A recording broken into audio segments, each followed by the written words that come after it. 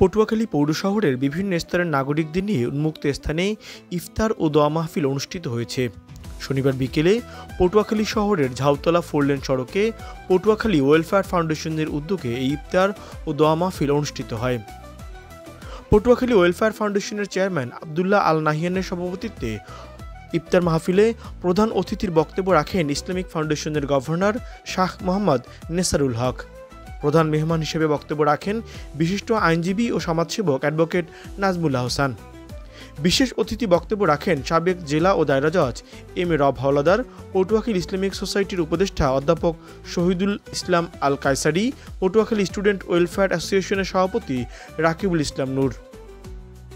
উন্মুক্ত স্থানে ভিন্নধর্মী এই ইফতার মাহফিলের মাধ্যমে সকল শ্রেণী পেশার মানুষের একসঙ্গে ইফতার করতে পেরে আয়োজকদের ধন্যবাদ জানিয়েছেন সকলে। নিউজ ডেস্ক, খবর পটুয়াখালী।